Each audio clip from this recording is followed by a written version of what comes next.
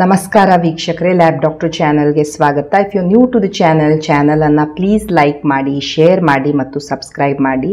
Because ಈ channel ಮುಖಾಂತರ ನಾವು ನಿಮಗೆ ಹೆಲ್ತ್ ರಿಲೇಟೆಡ್ ಇನ್ಫಾರ್ಮೇಷನ್, ಕರೆಕ್ಟ್ ಆದಂಥ ಮೆಡಿಕಲ್ ಇನ್ಫಾರ್ಮೇಷನನ್ನು ಕೊಡ್ತಾ ಇರ್ತೀವಿ. ಸೊ ನೀವು ಚಾನಲನ್ನು ಲೈಕ್ ಮಾಡಿದರೆ, ಸಪೋರ್ಟ್ ಮಾಡಿದರೆ ನಮಗೊಂದು ಮೋಟಿವೇಶನ್ ಇರುತ್ತೆ ನಿಮಗೆ ಒಳ್ಳೆಯ ಕಂಟೆಂಟ್ಸ್ ಇರುವಂತಹ ವೀಡಿಯೋಸನ್ನು ಪ್ರಸ್ತುತಪಡಿಸಲಿಕ್ಕೆ. ಸೊ ಇವತ್ತಿನ ವಿಡಿಯೋದಲ್ಲಿ ನಾವು ಒನ್ ಆಫ್ ದ ಕಾಮನ್ಲಿ ಮಾಡಿರುವಂತಹ ಈ lab test, blood test, that is PTINR ಬಗ್ಗೆ ಸ್ವಲ್ಪ ಮಾಹಿತಿಯನ್ನು ಪಡೆದುಕೊಳ್ಳೋಣ. ನೀವು ನೋಡಿರ್ಬೋದು, ಈ ಆಪರೇಷನ್ಗಿಂತ ಮೊದಲು ಡಾಕ್ಟರ್ PTINR ಟೆಸ್ಟನ್ನು ಬರೀತಾರೆ. ಅಥವಾ ನಿಮಗೆ ಏನೋ ಒಂದು ಹಾರ್ಟ್ ಪ್ರಾಬ್ಲಮ್ ಬಂತು, ಹಾರ್ಟ್ ಅಟ್ಯಾಕ್ ಆಗಿತ್ತು, ನಿಮಗೆ ಡಾಕ್ಟರ್ಸ್ ಕೆಲವೊಂದು ಔಷಧಿಯನ್ನು ಹಾಕಿದ್ದಾರೆ, ಆವಾಗ ನಿಮಗೆ ಈ PTINRನ್ನು ರೆಗ್ಯುಲರ್ಲಿ ಮಾಡ್ಕೊಳ್ತಾ ಇರಿ ಅಂತ ಹಾಕಿರ್ತಾರೆ. ನಿಮಗೆ ಹಾರ್ಟಿನ ಯಾವುದೋ ಒಂದು ಪ್ರೊಸೀಜರ್ ಆಯಿತು, ವಾಲ್ವ್ ರಿಪ್ಲೇಸ್ಮೆಂಟ್ ಎಕ್ಸೆಟ್ರಾ, ಆವಾಗ ನಿಮಗೆ PTINRನ್ನು ಮಾನಿಟರ್ ಮಾಡ್ಕೊಳ್ಳಿ ಅಂತಿರ್ತಾರೆ. ನಿಮಗೆ ಸ್ಟ್ರೋಕ್ ಆಯಿತು, ಈ ಪ್ಯಾರಾಲಿಸಿಸ್ ಟೈಪ್ ಆಯಿತು, ಆವಾಗ PTINRನ್ನು ಮಾನಿಟರ್ ಮಾಡಲಿಕ್ಕೆ ಹೇಳ್ತಾರೆ. ಸೊ ಈ PTINR ಟೆಸ್ಟ್ ಏನಿದೆ, ಇವೆಲ್ಲ ಕಂಡೀಷನ್ಸಲ್ಲಿ ಡಾಕ್ಟರ್ ಹೇಳ್ತಾ ಇರ್ತಾರೆ. ಸೊ ಏನು ಇದು PTINR ಟೆಸ್ಟ್? PT ಅಂದರೆ ಪ್ರೋಥ್ರಾಂಬಿನ್ ಟೈಮ್. ಓಕೆ, ಈ ಪ್ರೋಥ್ರಾಂಬಿನ್ ಟೈಮ್ ಏನು ಹೇಳುತ್ತೆ, ಎಷ್ಟು ಟೈಮ್ ಬೇಕು ನಿಮ್ಮ ರಕ್ತ ಹೆಪ್ಪಗಡಲಿಕ್ಕೆ, ಎಷ್ಟು ಟೈಮ್ ಬೇಕು ನಿಮ್ಮ ರಕ್ತ ಕ್ಲಾಟ್ ಆಗಲಿಕ್ಕೆ ಅಥವಾ ರಕ್ತ ಹೆಪ್ಪುಗಟ್ಟಲಿಕ್ಕೆ. ಸೊ ಈ ಟೈಮ್ ಏನು ಹೇಳುತ್ತೆ, ಎಷ್ಟು ಟೈಮ್ ಬೇಕು ನಿಮ್ಮ ರಕ್ತ ಹೆಪ್ಪುಗಟ್ಟಲಿಕ್ಕೆ ಅಥವಾ ಕ್ಲಾಟ್ ಆಗಲಿಕ್ಕೆ. ಈಗ ಸಪೋಸ್ ನಿಮಗೆ ಒಂದು ಕಟ್ಟಾಯಿತು, ಒಂದು ಗಾಯ ಆಯಿತು, ಆ ಗಾಯ ಅಲ್ಲಿಂದ ಬ್ಲೀಡಿಂಗ್, ರಕ್ತಸ್ರಾವ ನಿಲ್ಲಬೇಕಾದ್ರೆ ಎಷ್ಟು ಟೈಮ್ ಬೇಕಾಗತ್ತೆ, ಅದನ್ನು ನಾವು ಈ ಟೆಸ್ಟಿನ ಮುಖಾಂತರ ಪತ್ತೆ ಹಚ್ತಾ ಇರ್ತೀವಿ. ಓಕೆ, ಅದನ್ನು ನಾವು ಪ್ರೋಥ್ರಾಂಬಿನ್ ಟೈಮ್ ಅಂತ ಹೇಳ್ತಾ ಇರ್ತೇವೆ. ಓಕೆ, ಆ್ಯಂಡ್ INR ಅಂದರೆ ಇಂಟರ್ನ್ಯಾಷನಲ್ ನಾರ್ಮಲೈಸ್ಡ್ ರೇಷಿಯೋ. ಈಗ ಈ PTಯ ವ್ಯಾಲ್ಯೂ ಎಲ್ಲ ಒಂದು ಲ್ಯಾಬಿಂದ ಇನ್ನೊಂದು ಲ್ಯಾಬಿಗೆ ವೇರಿ ಆಗ್ತಾ ಇರ್ಬೋದು. ಸೊ ಹೀಗಿದ್ದಾಗ ನಮಗೆ ಒಂದು ಸ್ಟ್ಯಾಂಡರ್ಡೈಸ್ಡ್ ಒಂದು ವ್ಯಾಲ್ಯೂ ಅಥವಾ ಒಂದು ನಂಬರ್ ಇರೋದಿಲ್ಲ. ಸೊ ಆದ್ದರಿಂದ ನಾವು ಈ INRನ್ನು ಯೂಸ್ ಮಾಡ್ತಾ ಇರ್ತೇವೆ. ಸೊ ಈ ಪ್ರೋಥ್ರಾಂಬಿನ್ ಏನಿರುತ್ತೆ, ಇದು ನಿಮ್ಮ ಲಿವರ್ ಪ್ರೊಡ್ಯೂಸ್ ಮಾಡ್ತಾ ಇರುತ್ತೆ. ಇದು ಒಂದು ಪ್ರೋಟೀನ್. ಸೊ ನಿಮ್ಮ ಲಿವರ್ ಇದನ್ನು ಪ್ರೊಡ್ಯೂಸ್ ಮಾಡ್ತಾ ಇರುತ್ತೆ. ಸೊ ಲಿವರಲ್ಲಿ ಏನಾದರೂ ಪ್ರಾಬ್ಲಮ್ ಬಂತು ಅಂದಾಗ ಈ ಪ್ರೋಥ್ರಾಂಬಿನ್ ಟೈಮ್ ಸಹ ಚೇಂಜ್ ಆಗುತ್ತೆ. ಆದ್ದರಿಂದ ನೀವು ನೋಡ್ತಾ ಇರ್ಬೋದು, ಈ ಲಿವರ್ ಪೇಷಂಟ್ಸಲ್ಲೆಲ್ಲ PTಯನ್ನು ಮಾಡೋಕ್ಕೆ ಹೇಳ್ತಿರ್ತಾರೆ. ಓಕೆ, ಸೊ ಬಿಕಾಸ್ ಲಿವರ್ ಇದನ್ನು ಪ್ರೊಡ್ಯೂಸ್ ಮಾಡ್ತಾ ಇರುತ್ತೆ, ಲಿವರ್ ಹೇಗೆ ಕೆಲಸ ಮಾಡ್ತಾ ಇದೆ ಅನ್ನೋದನ್ನು ನಮ್ಗೆ ತಿಳ್ಕೊಳ್ಳೋಕ್ಕೆ ಈ ಟೆಸ್ಟ್ ಹೆಲ್ಪ್ ಮಾಡ್ತಾ ಇರುತ್ತೆ. ಸೊ ಈ ಪ್ರೋಥ್ರಾಂಬಿನ್ ನಿಮ್ಮ ಬಾಡಿಯಲ್ಲಿ ಇರಲಿಲ್ಲ ಅಂದಾಗ ನಿಮ್ಮ ರಕ್ತಕ್ಕೆ ಈ ಹೆಪ್ಪುಗಟ್ಟಲಿಕ್ಕೆ ಆಗ್ತಾ ಇರೋದಿಲ್ಲ, ಇಟ್ ಕ್ಯಾನಾಟ್ ಕ್ಲಾಟ್. ಸೊ ಯಾವಾಗ ಅದು ಕ್ಲಾಟ್ ಫಾರ್ಮೇಷನ್ ಆಗೋದಿಲ್ಲ, ಒಂದು ಪ್ಲಗ್ಗನ್ನು ಅದು ಮಾಡಿ ಆ ರಕ್ತವನ್ನು ಸ್ಟಾಪ್ ಮಾಡೋದಿಲ್ಲ, ನಿಮಗೆ ಬ್ಲೀಡಿಂಗ್ ಕಂಟಿನ್ಯೂ ಆಗ್ತಾನೆ ಇರುತ್ತೆ. ಸೊ ಪ್ರೋಥ್ರಾಂಬಿನ್ ನಮಗೆ ಬೇಕೇ ಬೇಕು ನಮ್ಮ ಬಾಡಿಯಲ್ಲಿ. ಸಪೋಸ್ ಈ ಟೈಮಿಂಗ್ ಏನಾದರೂ ಹೆಚ್ಚಿಗೆ ಆಯಿತು ಅಂದಾಗ ನಿಮಗೆ ಈ ರಕ್ತ ಕ್ಲಾಟ್ ಫಾರ್ಮ್ ಆಗಲಿಕ್ಕೆ, ಈ ರಕ್ತ ಹೆಪ್ಪುಗಡಲಿಕ್ಕೆ ಬಹಳ ಟೈಮ್ ತೆಗೆದುಕೊಳ್ತಾ ಇದೆ, ಆದ್ದರಿಂದ ನೀವು ಬ್ಲೀಡ್ ಆಗುವಂಥ ಸಾಧ್ಯತೆ ಹೆಚ್ಚಿಗೆ ಇದೆ ಅಂತ ಈ ಟೈಮ್ ನಿಮಗೆ ಹೇಳ್ತಾ ಇರುತ್ತೆ. ಸೊ ಪ್ರೋಥ್ರಾಂಬಿನ್ ಟೈಮನ್ನು ನಿಮ್ಮ ಡಾಕ್ಟರ್ ಯಾವಾಗ ಆರ್ಡರ್ ಮಾಡ್ತಾ ಇರ್ತಾರೆ, ಸಪೋಸ್ ನಿಮ್ಗೇನಾದರೂ ಒಂದು ಕಟ್ಟಾಯಿತು ಅಥವಾ ಒಂದು ಇಂಜುರಿ ಆಯಿತು, ಬಟ್ ಈ ನಿಮ್ಮ ರಕ್ತ ಹೆಪ್ಪುಗಟ್ಟಲಿಕ್ಕೆ ನಾರ್ಮಲ್ಗಿಂತ ಹೆಚ್ಚಿಗೆನೇ ಟೈಮ್ ತೆಗೆದುಕೊಳ್ತಾ ಇದೆ. ಓಕೆ, ಈ ಥರದ ಕಂಡೀಷನ್ಸಲ್ಲಿ ಡಾಕ್ಟ್ರಿಗೆ ಅನ್ನಿಸ್ತು ಇವರ ರಕ್ತ ಹೆಪ್ಪುಗಟ್ಟಲಿಕ್ಕೆ ನಾರ್ಮಲ್ ಜನರಿಗಿಂತ ಹೆಚ್ಚಿಗೆ ಟೈಮ್ ತೆಗೆದುಕೊಳ್ತಾ ಇದೆ ಅಂತ ಅವ್ರಿಗೆ ಯಾವಾಗ ಅನಿಸುತ್ತೆ, ಆವಾಗ ಈ ಟೆಸ್ಟನ್ನು ನಿಮ್ಗೆ ಹೇಳ್ತಾರೆ. ನಿಮಗೆ ಏನೂ ಒಂದು ಕ್ಲಿಯರ್ ಇಂಜುರಿ, ನೋವು ಏನೂ ಆಗಿಲ್ಲ, ಬಟ್ ಎಲ್ಲ ಕಡೆ ನಿಮಗೆ ಈ ಥರ ಈ ಪ್ಯಾಚಸ್ ಥರ ಕಾಣಿಸ್ತಾ ಇದೆ, ಬ್ಲೂಯಿಶ್ ಪ್ಯಾಚಸ್ ಥರ ಬರ್ತಾ ಇದೆ. ಏನಾದರೂ ನೀವು ತಾಗಿಸ್ಕೊಂಡಾಗ ಹೇಗಾಗ್ತಾ ಇರುತ್ತೆ ಅದನ್ನು ನೀವು ನೋಡ್ತಾ ಇರ್ತೀರಾ. ಅದನ್ನು ಬ್ರೂಯಿಸಸ್ ಅಂತ ನಾವೇನು ಹೇಳ್ತಾ ಇರ್ತೇವೆ, ಅದನ್ನು ಅವರು ನೋಡಿದರೆ. ಎರಡನೇದು, ನಿಮಗೆ ಈ ಮೂಗಿಂದ ರಕ್ತ ಬರ್ತಾ ಇದೆ ಅಥವಾ ನಿಮ್ಮ ಈ ವಸಡುಗಳಿಂದ ರಕ್ತ ಬರ್ತಾ ಇದೆ, ಏನು ಆ ರೀತಿ ಇಂಜುರಿ ಇಲ್ಲ, ನಿಮಗೆ ವಸಡಿನ ಇನ್ಫೆಕ್ಷನ್ ಎಕ್ಸೆಟ್ರಾ ಏನೂ ಇಲ್ಲ, ಬಟ್ ಸ್ಟಿಲ್ ನಿಮಗೆ ಈ ರೀತಿ ಬ್ಲೀಡಿಂಗ್ ಆಗ್ತಾ ಇದೆ, ನೋಸ್ ಬ್ಲೀಡ್ ಇರ್ಬೋದು, ವಸಡಿಂದ ರಕ್ತ ಬರ್ತಾ ಇರೋದಿರ್ಬೋದು. ನಿಮ್ಮ ಪೀರಿಯಡ್ಸ್ ಬಹಳ ಹೆವಿ ಇದ್ದಾವೆ, ಎಲ್ಲ ನಿಮ್ಮ ಡಾಕ್ಟರ್ ಸ್ಕ್ಯಾನ್ ಎಲ್ಲ ಮಾಡಿ ನೋಡಿದ್ರು, ಬಟ್ ಅದರಲ್ಲಿ ಏನು ಫೈಬ್ರಾಯ್ಡ್ ಇಲ್ಲ, ಎಡಿನೋಮಯೋಸಿಸ್ ಇಲ್ಲ, ಏನೂ ಇಲ್ಲ, ಬಟ್ ನಿಮಗೆ ಸ್ಟಿಲ್ ಬಹಳ ಹೆವಿ ಮೆನ್ಸ್ಟ್ರುವಲ್ ಬ್ಲೀಡಿಂಗ್ ಆಗ್ತಾ ಇದೆ. ಸೊ ಇದೇನಾದರೂ ಈ ಪ್ರೋಥ್ರಾಂಬಿನ್ ಏನಾದರೂ ಕಡಿಮೆ ಆಗಿದೆಯಾ, ಅದರ ಡೆಫಿಷಿಯನ್ಸಿ ಡೆಫಿಷಿಯನ್ಸಿ ಏನಾದರೂ ಬಂದಿದೆಯಾ, ನಿಮ್ಮ ಕ್ಲಾಟಿಂಗ್ ಫ್ಯಾಕ್ಟರ್ಸಲ್ಲಿ ಏನಾದರೂ ಪ್ರಾಬ್ಲಮ್ಸ್ ಬಂದಿದೆಯಾ ಅಂತ ನೋಡೋಕ್ಕೆ ನಿಮ್ಮ ಡಾಕ್ಟರ್ ಪಿ ಟಿಯನ್ನು ಹೇಳ್ಬೋದು. ನಿಮ್ಮ ಯೂರಿನ್ನಲ್ಲಿ ಬ್ಲಡ್ ಹೋಗ್ತಾ ಇದೆ, ನಿಮ್ಮ ಮಲದಲ್ಲಿ ಬ್ಲಡ್ ಹೋಗ್ತಾ ಇದೆ, ಸೊ ನಿಮ್ಮ ಮೂತ್ರ ಏನಿದೆ ಅದು ರೆಡ್ ಕಲರ್ ಆಗಿದೆ, ನಿಮ್ಮ ಈ ಮಲ ಏನಿದೆ ಅದು ಬ್ಲ್ಯಾಕಿಶ್ ಕಲರ್ ಆಗ್ತಾ ಇದೆ. ಸೊ ಅದೇನು ಹೇಳ್ತಾ ಇರುತ್ತೆ, ನಿಮಗೆ ನಿಮ್ಮ ಈ ಮಲದಲ್ಲಿ ಮೂತ್ರದಲ್ಲಿ ಬ್ಲೀಡ್ ಆಗ್ತಾ ಇದೆ.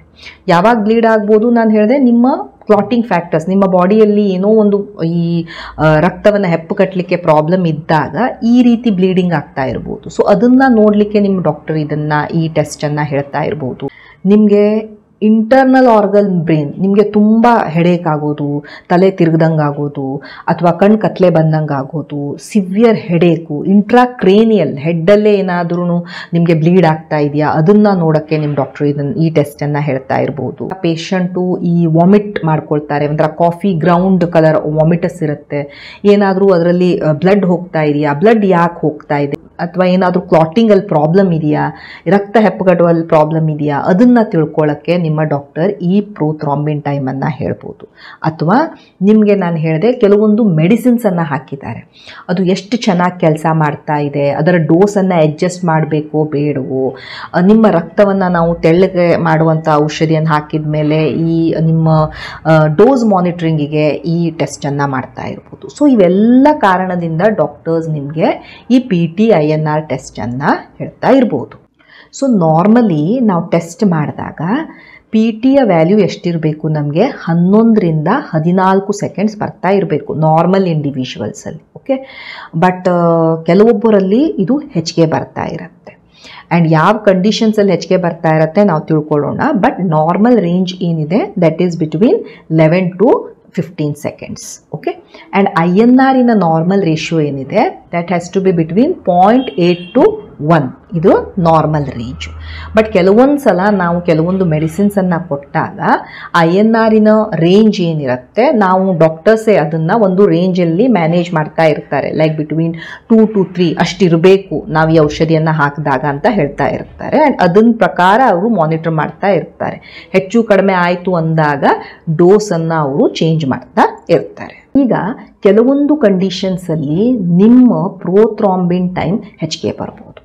ಯಾವ ಕಂಡೀಷನ್ಸಲ್ಲಿ ಪ್ರೋಥ್ರಾಂಬಿನ್ ಆ್ಯಂಡ್ INR ಹೆಚ್ಚಿಗೆ ಬರ್ಬೋದು, ನಾನು ಹೇಳಿದೆ ಲಿವರ್ ಡಿಸೀಸ್, ನಿಮಗೆ ಲಿವರ್ ಸಿರೋಸಿಸ್ ಇದೆ, ಕುಡಿದು ನಿಮ್ಮ ಲಿವರ್ ಹಾಳಾಗ್ತಾ ಇದೆ, ಲಿವರ್ ಕ್ಯಾನ್ಸರು, ಹೆಪಟೈಟಿಸ್ಸು, ಇಂಥ ಕಂಡೀಷನ್ಸಲ್ಲೆಲ್ಲ ಏನಾಗುತ್ತೆ ಲಿವರಿಗೆ ಸರಿಯಾಗಿ ಕೆಲಸ ಮಾಡೋಕ್ಕಾಗ್ತಾ ಇರೋದಿಲ್ಲ. ಆ್ಯಂಡ್ ಈ ಪ್ರೋಥ್ರಾಂಬಿನ್ ನಿಮ್ಮ ಬಾಡಿಯಲ್ಲಿ ಸರಿಯಾಗಿ ಪ್ರೊಡ್ಯೂಸ್ ಆಗ್ತಾ ಇರೋದಿಲ್ಲ. ಸೊ ಯಾವಾಗ ಅದು ಪ್ರೊಡ್ಯೂಸೇ ಆಗೋದಿಲ್ಲ, ರಕ್ತವನ್ನು ಹೆಪ್ಪುಗಟ್ಟುವಂಥ ಕೆಪ್ಯಾಸಿಟಿ ಸಹ ಕಡಿಮೆ ಆಗುತ್ತೆ ಆ್ಯಂಡ್ ಪ್ರೋಥ್ರಾಂಬಿನ್ ಟೈಮ್ ಹೆಚ್ಚಿಗೆ ಆಗುತ್ತೆ. ಸೊ ಲಿವರ್ ಡಿಸೀಸ್ ಇರ್ಬೋದು. ನಿಮಗೆ ವಿಟಮಿನ್ K ಕಡಿಮೆ ಇದ್ದಾಗ PT ಹೆಚ್ಚಿಗೆ ಆಗ್ಬೋದು. ಅಥವಾ ನಿಮಗೆ ವಿಟಮಿನ್ Kಯನ್ನು ಬ್ಲಾಕ್ ಮಾಡುವಂಥ ಔಷಧಿಯನ್ನು ಕೊಟ್ಟಿದ್ದಾರೆ, ಎಸ್ಪೆಷಲಿ ವಾರ್ಫೆರಿನ್ ಅನ್ನುವಂಥ ಒಂದು ಟ್ಯಾಬ್ಲೆಟ್. ಬಹಳ ಕಾಮನ್ಲಿ ಈ ಟ್ಯಾಬ್ಲೆಟನ್ನು ಹಾಕ್ತಾ ಇರ್ತಾರೆ. ನಾನು ಹೇಳಿದೆ ಈ ಥರ ಹಾರ್ಟ್ ಪ್ರಾಬ್ಲಮ್ ಇದ್ದವರಿಗೆ, ಈ ಸ್ಟ್ರೋಕು ಆದವರಿಗೆ, ಯಾರಲ್ಲಿ ಈ ರಕ್ತ ಬಹಳ ದಪ್ಪಗಿರುತ್ತೆ ಅದನ್ನು ರಕ್ತವನ್ನು ತೆಳ್ಳಗೆ ಮಾಡಲಿಕ್ಕೆ ಈ ಥರ ಔಷಧಿ ಹಾಕಿರ್ತಾರೆ. ಸೊ ವಾರ್ಫೆರಿನ್ ಔಷಧಿಯನ್ನು ಹಾಕಿದಾಗ ಅಥವಾ ಹೆಪಾರಿನ್ ಔಷಧಿಯನ್ನು ಹಾಕಿದಾಗ ನಾವು ಈ PTಯನ್ನು ಮಾನಿಟರ್ ಮಾಡ್ತಾ ಇರ್ತೇವೆ. ಸೊ ಕೆಲವೊಂದು ಮೆಡಿಸಿನ್ಸ್ ಇಂದ ನಿಮ್ಮ PT ಹೆಚ್ಚಿಗೆ ಬರ್ತಾ ಇರಬಹುದು. ನಿಮಗೆ ಇನ್ಬಾರ್ನ್ ಕೆಲವೊಂದು ಈ ರಕ್ತವನ್ನು ಹೆಪ್ಪುಗಟ್ಟಲಿಕ್ಕೆ ಬೇಕಾಗುವಂತಹ ಫ್ಯಾಕ್ಟರ್ಸ್ ಏನಿದೆ ನಿಮ್ಮ ಬಾಡಿಯಲ್ಲಿ ಕಡಿಮೆ ಆದಾಗ ನಿಮಗೆ ಡಾಕ್ಟರ್ಸ್ ಈ PTಯನ್ನು ಹೇಳ್ತಾರೆ. ಆ್ಯಂಡ್ ಅಂಥ ಕಂಡೀಷನ್ಸಲ್ಲಿ PT ಹೆಚ್ಚಿಗೆ ಬರ್ತಾ ಇರುತ್ತೆ. ಕೆಲವೊಂದು ಸಲ ನಿಮ್ಮ ಬಾಡಿಯಲ್ಲಿ ನಿಮ್ಮ ರಕ್ತದಲ್ಲಿ ಕೆಲವೊಂದು ಇನಿಬಿಟರ್ಸ್ ಇರ್ತವೆ. ಅವು ಏನು ಮಾಡ್ತವೆ, ನಿಮ್ಮ ರಕ್ತದಲ್ಲಿ ಇರುವಂಥ ಫ್ಯಾಕ್ಟರ್ಸನ್ನು ಅವು ತಡೆಗಟ್ತಾ ಇರ್ತವೆ, ರಕ್ತವನ್ನು ಸರಿಯಾಗಿ ಕ್ಲಾಟ್ ಮಾಡೋಕ್ಕೆ ಅವು ಕೊಡ್ತಾ ಇರೋದಿಲ್ಲ. ಅಂಥ ಕಂಡೀಷನ್ಸಲ್ಲಿ ಲೂಪಸ್, ಆಂಟಿಕೋಆಗುಲೆಂಟ್ ಎಕ್ಸೆಟ್ರಾ ಇನ್ಹಿಬಿಟರ್ಸ್ ಇದ್ದಾಗ ನಿಮ್ಮ PT ಹೆಚ್ಚಿಗೆ ಬರ್ತಾ ಇರಬಹುದು. ಅಥವಾ ಕೆಲವೊಂದು ಸಲ ಏನಾಗುತ್ತೆ, ಲ್ಯಾಬಲ್ಲಿ ಸರಿಯಾಗಿ ಸ್ಯಾಂಪಲನ್ನು ಕಲೆಕ್ಟೇ ಮಾಡಿರೋದಿಲ್ಲ, ಸರಿಯಾಗಿ ಟ್ಯೂಬಲ್ಲಾದರೂ ಕಲೆಕ್ಟ್ ಮಾಡಿರೋದಿಲ್ಲ, ಅಥವಾ ಆ ಟ್ಯೂಬಲ್ಲಿ ಎಷ್ಟು ರಕ್ತ ತೆಗೆದುಕೊಳ್ಬೇಕೋ ಅಷ್ಟು ರಕ್ತ ತೆಗೆದುಕೊಂಡಿರೋದಿಲ್ಲ. ಇವೆಲ್ಲ ಕಂಡೀಷನ್ಸಲ್ಲಿ ನಿಮಗೆ PT ಹೆಚ್ಚಿಗೆ ಬರ್ತಾ ಇರಬಹುದು. ಸೊ PTINR ಅನ್ನೋದು ಒಂದು blood test. Okay, so basically ಈ ಟೆಸ್ಟ್ ಏನು ಹೇಳುತ್ತೆ, ಎಷ್ಟು ಟೈಮ್ ಬೇಕು ನಿಮ್ಮ ರಕ್ತ ಹೆಪ್ಪುಗಟ್ಟಲಿಕ್ಕೆ, ಟು ಕ್ಲಾಟ್ ಫಾರ್ಮೇಷನ್ ಆಗಬೇಕು ನಮಗೆ. ಯಾಕೆ ಕ್ಲಾಟ್ ಫಾರ್ಮೇಷನ್ ಆಗಬೇಕು? ಯಾಕಂದರೆ ಕ್ಲಾಟ್ ಫಾರ್ಮ್ ಆಗಲಿಲ್ಲ ಅಂದರೆ ನೀವು ಬ್ಲೀಡಿಂಗ್ ಆಗ್ತಾನೇ ಇರುತ್ತೆ, ರಕ್ತಸ್ರಾವವಾಗ್ತಾನೇ ಇರುತ್ತೆ. ಸೊ ಅದನ್ನು ತಡಿಲಿಕ್ಕೆ ನಮಗೆ ಕ್ಲಾಟ್ ಫಾರ್ಮೇಷನ್ ಆಗಬೇಕು. ಸೊ ಎಷ್ಟು ಟೈಮ್ ತಗೊಳುತ್ತೆ ನಿಮ್ಮ ರಕ್ತ ಹೆಪ್ಪುಗಟ್ಟಲಿಕ್ಕೆ ಅನ್ನೋದನ್ನು ಈ ಟೆಸ್ಟ್ ಹೇಳ್ತಾ ಇರುತ್ತೆ. ನಾರ್ಮಲಿ ಒಂದು 11ರಿಂದ 15 ಸೆಕೆಂಡ್ ತೆಗೆದುಕೊಳ್ಳಬೇಕು ರಕ್ತ ಹೆಪ್ಪುಗಟ್ಟಲಿಕ್ಕೆ. ಬಟ್ ಕೆಲವೊಂದು ಕಂಡೀಷನ್ಸಲ್ಲಿ ನಾನು ಹೇಳಿದೆ, ಲಿವರ್ ಪ್ರಾಬ್ಲಮ್ ಇದ್ದವರಲ್ಲಿ, ಅಥವಾ ವಿಟಮಿನ್ ಕೆ ಕಡಿಮೆ ಆದಲ್ಲಿ, ವಿಟಮಿನ್ ಕೆ ಅನ್ನು ಬ್ಲಾಕ್ ಮಾಡುವಂಥ ಔಷಧಿಗಳಲ್ಲಿ, ಕೆಲವೊಂದು ಇನಿಬಿಟರ್ಸ್, ಲೂಪಸ್ ಆ್ಯಂಟಿಕೋಯಾಗ್ಲೆಂಟ್ ಎಕ್ಸೆಟ್ರಾ, ಲ್ಯಾಬೊರೇಟ್ರಿಯಲ್ಲಿ ಕೆಲವೊಂದು ಎರರ್ಸಲ್ಲಿ, ಅಥವಾ ಕೆಲವೊಂದು ಆ್ಯಂಟಿಕೋಯಾಗ್ಲೆಂಟ್ಸ್ ಹಾಕಿದಾಗ ಎಲ್ಲ ಏನಾಗ್ಬೋದು, ನಿಮ್ಮ ಪಿ ಟಿ ಹೆಚ್ಚಿಗೆ ಬರ್ತಾ ಇರ್ಬೋದು. ಮೋಸ್ಟ್ ಕಾಮನ್ಲಿ ಈ ಪಿ ಟಿಯನ್ನು ಡಾಕ್ಟರ್ಸ್ ನಿಮಗೆ ಯಾವುದಾದ್ರೂ ಒಂದು ಮೆಡಿಸಿನನ್ನು ಹಾಕಿದಾಗ, ನಿಮ್ಗೇನಾದರೂ ಸರ್ಜರಿ ಇದೆ ಆವಾಗ, ಯಾಕಂದರೆ ಸರ್ಜರಿಯ ಟೈಮಲ್ಲಿ ನಿಮಗೆ ಈ ಥರ ಪ್ರಾಬ್ಲಮ್ ಇತ್ತು ಅಂದಾಗ ನೀವು ಜಾಸ್ತಿ ಬ್ಲೀಡ್ ಆಗಿಬಿಡಬಾರ್ದು. ಸೊ ನಿಮ್ಮ ಬ್ಲೀಡಿಂಗ್ ಟೆಂಡೆನ್ಸಿ ಏನಾದರೂ ಇಲ್ವಾ, ನಿಮಗೆ ರಕ್ತ ಸರಿಯಾಗಿ ಹೆಪ್ಪುಗಟ್ತಾ ಇದೆಯಾ ಇಲ್ಲ ನೋಡೋಕ್ಕೆಲ್ಲ ಡಾಕ್ಟರ್ಸ್ ಈ ಟೆಸ್ಟನ್ನು ಹೇಳ್ತಾ ಇರ್ತಾರೆ. ಪೇಷಂಟ್ಸಿಗೆ ಏನಾದರೂ ಹಾರ್ಟ್ ಪ್ರಾಬ್ಲಮ್ ಇತ್ತು, ಅವರಿಗೆ ಸ್ಟ್ರೋಕ್ ಆಗಿತ್ತು, ರಕ್ತ ಹೆಪ್ಪುಗಟ್ಟು ಹೋಗಿತ್ತು, ರಕ್ತವನ್ನು ತೆಳ್ಳಗೆ ಮಾಡಲಿಕ್ಕೆ ಔಷಧಿಯನ್ನು ಹಾಕಿದಾಗ ಅದನ್ನು ನಾವು ಮಾನಿಟರ್ ಮಾಡ್ತಾ ಇರಬೇಕಾಗತ್ತೆ. ಯಾಕಂದರೆ ಇಂಥ ಔಷಧಿಗಳು ಹೆಚ್ಚು ಕಡಿಮೆ ಹಾಕಿದಾಗ ಏನಾಗ್ಬಿಡುತ್ತೆ, ರಕ್ತ ಬಹಳ ತೆಳ್ಳಗಾಗಿ ಅದು ಕ್ಲಾಟ್ ಆಗದೆ ಬ್ಲೀಡಿಂಗ್ ಆಗ್ತಾನೆ ಇರ್ಬೋದು. ಹೀಗೆಲ್ಲ ಬ್ಲೀಡಿಂಗ್ ಆಯಿತು ಅಂದಾಗ ಜೀವಕ್ಕೂ ಅಪಾಯ ಇರುತ್ತೆ. So P T I N R ಅನ್ನು ಮಾನಿಟರ್ ಮಾಡ್ತಾ ಇರಿ ಅಂತ ಡಾಕ್ಟ್ರು ಹೇಳ್ತಾ ಇರ್ತಾರೆ. ಈಗ ಮನೆಯಲ್ಲಿಯೂ ಸಹ ನಾವು P T I N R ಅನ್ನು ಮಾನಿಟರ್ ಮಾಡ್ಕೊಳ್ಬೋದು. ಅಲ್ಲಿ ನಮಗೆ ಇದು ನಮಗೆ ಇನ್ಸ್ಟ್ರೂಮೆಂಟ್ ಸಿಗ್ತಾ ಇರ್ತವೆ, ಅದರಿಂದ ನಾವು P T I N R ಅನ್ನು ಸಹ ಮಾನಿಟರ್ ಮಾಡ್ತಾ ಇರ್ತೇವೆ. So P T I N R ಬಹಳ ಈಸಿಲಿ ನಮಗೆ ಅವೈಲೇಬಲ್ ಟೆಸ್ಟ್ ಆ್ಯಂಡ್ ಬಹಳಷ್ಟು ಇನ್ಫಾರ್ಮೇಷನನ್ನು ಕೊಡುವಂತಹ ಒಂದು test. Okay, thank you so much for watching the video. Please like, share and subscribe the channel. Thank you.